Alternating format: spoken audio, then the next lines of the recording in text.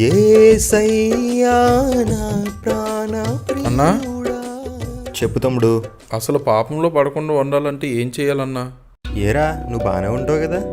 అవునన్నా, కానీ కొన్ని రోజులు దేవుళ్ళు బాగానే ఉంటున్నానన్నా, కానీ సడన్గా పడిపోతున్నానన్నా పాపంలో.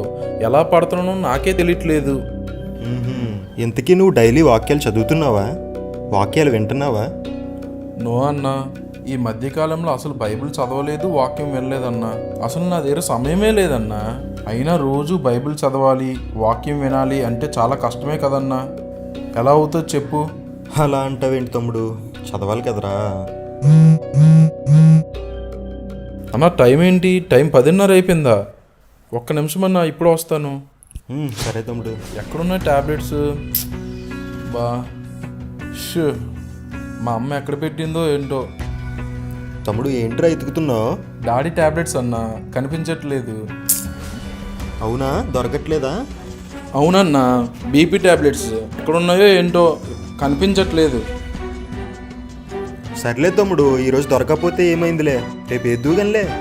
అలా అంటావేంటన్నా? ట్యాబ్లెట్స్ వేయకపోతే అసలు అవ్వదు. అమ్మయ్యా దొరికాయన్నా. ట్యాబ్లెట్ డాడీకి ఇచ్చి వస్తానన్నా. సరే తమ్ముడు. డాడీ ఇదిగోండి డాడీ, ట్యాబ్లెట్ వేసుకోండి.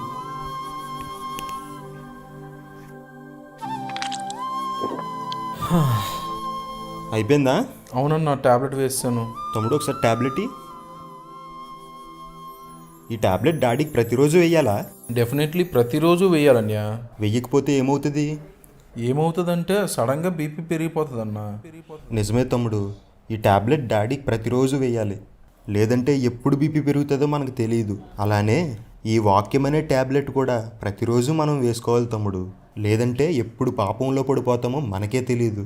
ఆఫ్టర్ ఆల్ శరీరంలో ఉన్నటువంటి రోగాన్ని తొలగించడానికే ఈ ట్యాబ్లెట్ డైలీ వేసుకోవాలంటే పరలోకం వెళ్ళేటువంటి ఆత్మకున్న పాపాన్ని వదలగొట్టే మెడిసిన్ ప్రతిరోజు వేసుకోవాలంటావా వద్దంటావా? ఆలోచించు.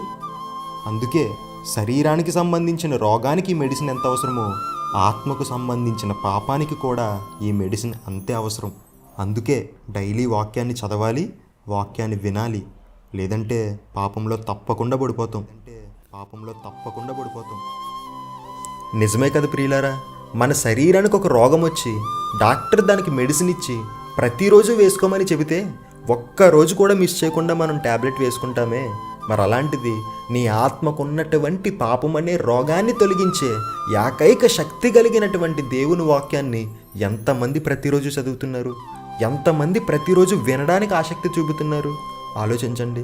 బిజీగా ఉండే నీ జీవితంలో ఒక అరగంటైనా దేవుని కోసం సమయాన్ని కేటాయించగలుగుతున్నావా?